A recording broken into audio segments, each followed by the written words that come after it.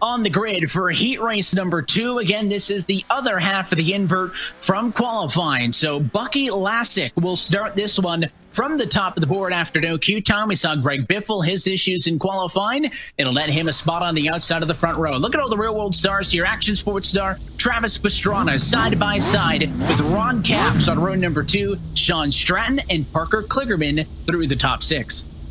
Yeah, then we've got Bobby Rafferty, Holden Heitritter, Trenton Briley, Dave Bodio, Connor Barry. Connor, one of the quickest kids on the iRacing service as well. Luke Knupp was a winner at Cranon earlier on, or I should say late last year. You know, some heavy hitters in this one. Going to be interesting to see how these real-world stars shake out with these sim pros. What we saw in that first 10-lap feature told me that the track position definitely helps. But if you look at the starting position of your top 5 finishers, right? So first, second, third, fourth, and fifth, they started 6th, 8th, 12th, 13th, and 10th on the grid. So the invert is going to make it more difficult. But what I learned is that speed can conquer all. Now, of course, a 10-lap dash at a track like this, Jim, is not a long race. Of course, the feature going to be a little bit longer coming up next after this one as we go racing for 15 laps in that final. The final will feature that mid-race caution break, but it is short. I don't think not short enough to make it impossible for those trucks in the back. So the big thing I'm going to look for, we saw the chaos on the start. We saw turn 1 have an incident last race. Those guys in the back, if they want a chance, they need to survive the first couple of corners, the first couple of laps until there's a bit of spacing, and then I think they can get the work done. Yeah, and I completely agree with you. I think there's a lot of patience involved here. You want to push early, you know, because you see everybody bunched up. But when you get into that bunched up group, you know, that's when the bumping happens. You can do a lot of damage to your truck, and it can cost you the entire event. We saw Rodrigo and Budio do that early on. You know, pushed heavy the first lap and ended up getting taken out and shuffled all the way to the back. So should be interesting to see the strategy played here. I think we've got a lot of drivers here, though, that are going to absolutely send it. And, you know, I don't know if there's going to be any patience involved. Well, they know that they have to get out of the gate early. Pace truck off and away over the jump, and now we are at full speed. Green flag, heat race number 2. The dive to the first hairpin.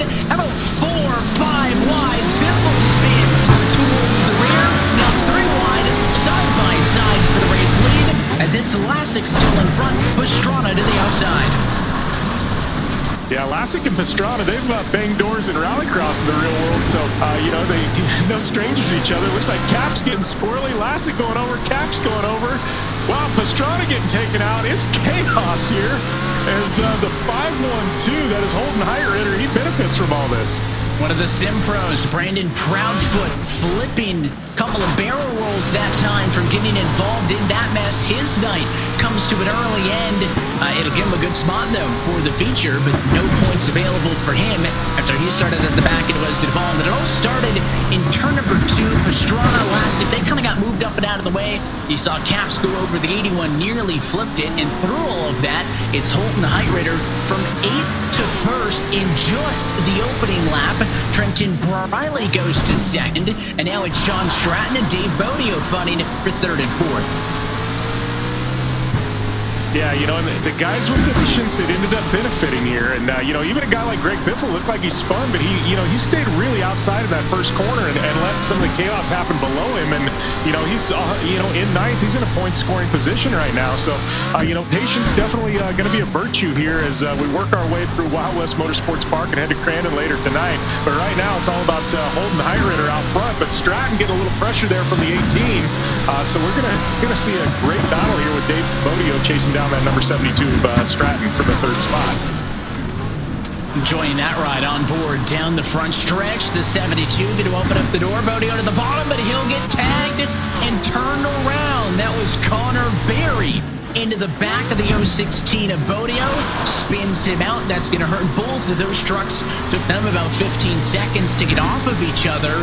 And just like that, they fall down to 7th and 8th in the running order. And it takes a bit of that stress off of the 72 machine right there of Sean Stratton. So now he has about a 3-second buffer to the next closest truck. And up the road, the battle for the heat race lead is heating up because Briley closing in on the back of the 512 truck as Heitritter comes to complete lap 3.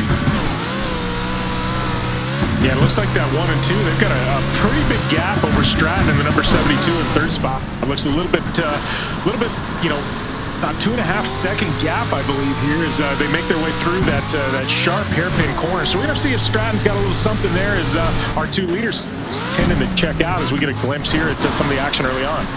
Here's where we saw the side of ice side with Pastrana on the outside, and it was Bucky Lasek at the bottom. But right there, the send by the 512 of Heitritter is what kicked all of that chaos off. And then watch this, Ron Capps across the track.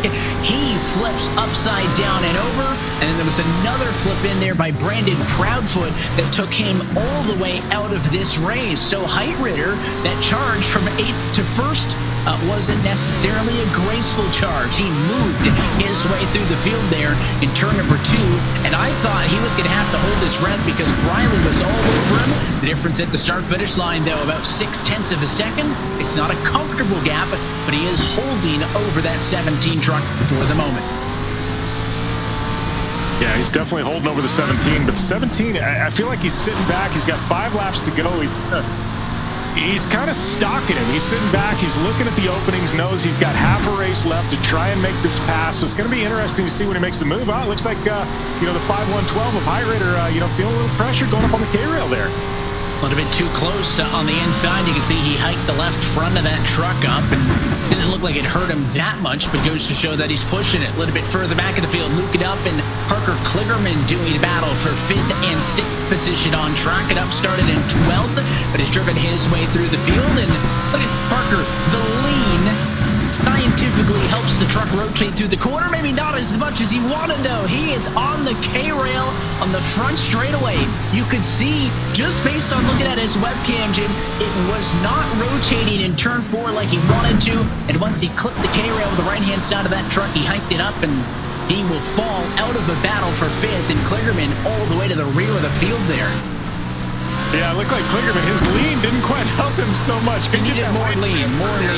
Couldn't get that weight transfer going with the truck in his sim seat there. But, Kligerman, I got to give him a lot of credit. There in the 5th spot, I know he hadn't really done much off-road trucks, but this event popped up. He spent 2 weeks in the sim, got pretty quick, and stoked to have him out here. We'll see him later on in this main event. But right now, we're taking a look. That is the 16.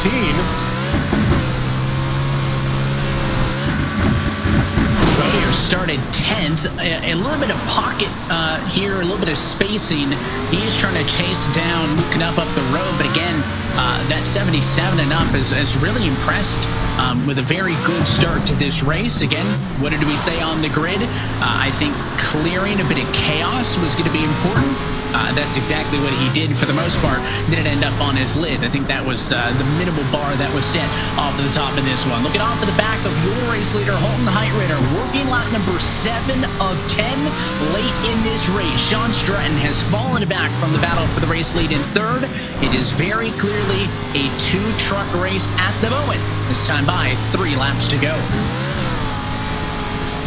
3 laps to go. Really been hunting down Heitritter for a good 2-3 laps now. As we go down, it looks like he might have got a little fender on his rear fender. I got to give him a lot of credit. Briley driving this thing, and he wants to make a clean pass here. And he knows, as we talked earlier, there is a 7-point difference between that 1st and 2nd spot. A full 7 points. That is worth sending it into one of these corners and, kind of throwing a Hail Mary. 7 points is going to be a lot as things wrap up here, Wild West here after the main event. So he really wants to try and narrow that gap and try and get those crucial points at some point as this thing winds down. We took a look with Parker Kligerman a little bit ago, and that's one of the real-world stars that has a lot of sim experience, but Tiffany touched on this right off at the top, that so does Ron Capps, and he's using the VR goggles in the bottom right. So when we say that visor cam up top is almost exactly what he sees, it's literally almost exactly what he sees. If he turns his head to the right, he'll look to the right in the sim to see alongside him. A lot of drivers love the immersive experience that those VR goggles give, and he, after a bit of a rough start, running P9 right now. Yeah, and talking about Ron Capps, I know we've talked about it in other broadcasts, but, here's a guy who does 320 miles an hour for a living, and a lot of people think he can only go in a straight line, but he's also raced Chili Bowl, on the sim, in the sim, he's always, racing in various different disciplines. I mean, he's a well-rounded driver, and I think him being one of the best drag racers in the world, sometimes people forget he can actually wheel other things in addition to a funny car.